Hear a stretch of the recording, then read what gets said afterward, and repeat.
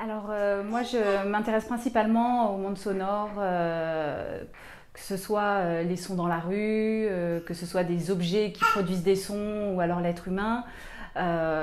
Et donc, dans cette approche-là, je vais soit mener des enquêtes,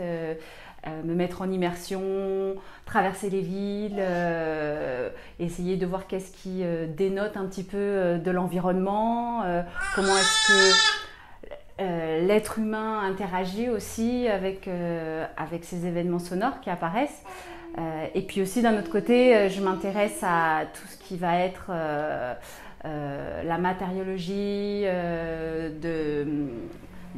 au niveau de la création d'instruments, la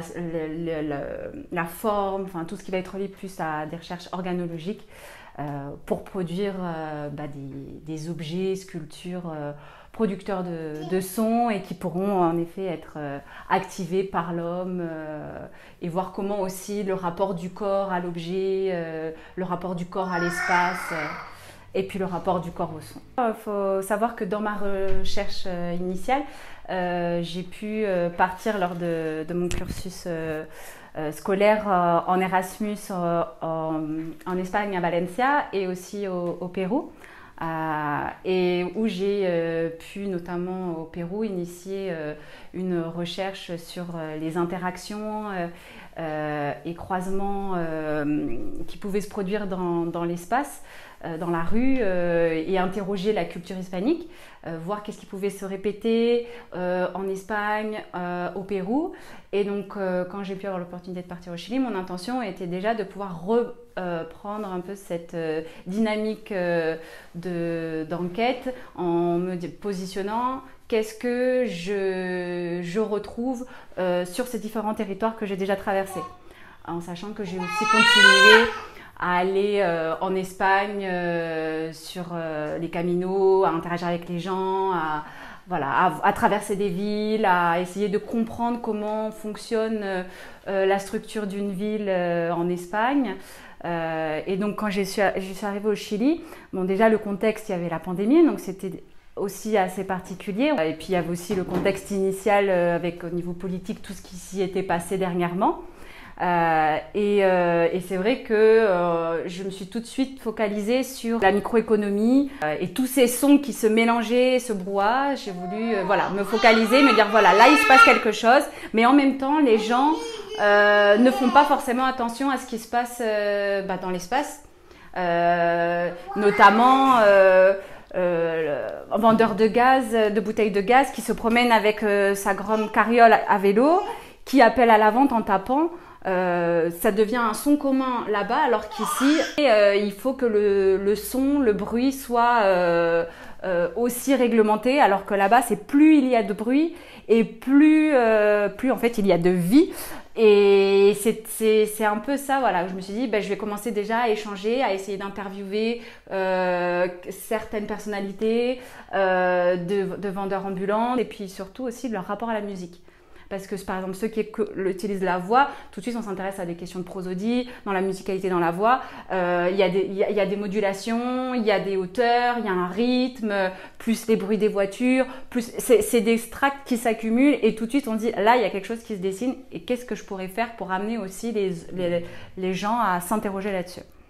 Par rapport aux enregistrements que j'ai fait sur place interview, là je suis en train d'effectuer une sorte de documentaire essai qui pourrait être diffusé sur Radio Tsunami pour faire état de ce qui a pu être enregistré là-bas et puis surtout comprendre, s'immerger un petit peu dans cette ambiance. Mon envie, après réflexion, recul, j'aimerais pouvoir interroger un petit peu des actions dans l'espace urbain, dans la ville, mais surtout que ce soit ces personnes, ces vendeurs ambulants, qui soient maîtres de leurs actions en leur proposant des dispositifs électroniques qui permettraient de moduler, par exemple si c'est leur voix, si c'est il fait de la percussion, pourquoi pas, il y aura un son électronique et il pourrait faire une sorte de repeat, ou alors avec la voix il pourrait faire une sorte de distorsion de la voix, et c'est un peu comme si j'allais créer des anomalies sonores pour amener la société existante et habitante dans ce lieu à s'interroger, déjà dans un premier temps, qu'est-ce qui se passe? Et puis aussi dans un autre temps, me dire, c'est vrai que j'ai remarqué que dans ces pays, tous ces pays hispanisés, on retrouve beaucoup la culture de la procession. Il y a la culture de la rue, mais il y a la procession, les fanfares, tout ce qui va se connoter à la manifestation, à vraiment le regroupement dans la rue. Et je me dis, est-ce qu'il pourrait y avoir une possibilité, pourquoi pas à un moment, de re-questionner le happening et de les rendre, que ce soit eux, qui soient maîtres de vraiment de ce qui se passe, de les activer les uns derrière les autres dans une même rue et de voir les gens comment est-ce qu'ils se mêleraient aussi à cette intervention. Donc tout en questionnant un rapport à la performance et puis au nouveau happening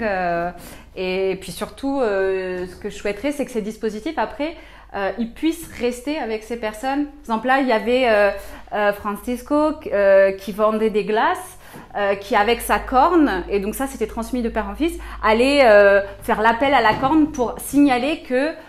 c'était la vente des helados et qu'il arrivait. Et je me dis voilà, là il pourrait soit y avoir un amplificateur, soit y avoir un aigu. Qu'est-ce qui se passerait? Comment les gens interviendraient? Et si tout d'un coup tous ces sons, ou même dans un marché où les gens sont en fixe, parce que là je parle plus de sons en mouvement. Par exemple là voilà, là ça serait avec des vendeurs ambulants en mouvement. Donc là c'est intéressant de voir aussi comment tout ça prend l'espace et construit l'espace. Mais si on serait dans un marché où les vendeurs sont en fixe et où là on aurait vraiment ce vacarme, cette question un peu de zizanie sonore qu'on essaye de créer, et où est-ce qu'on peut aller en augmentant, là on pourrait vraiment confronter et puis voir surtout les réactions des passants.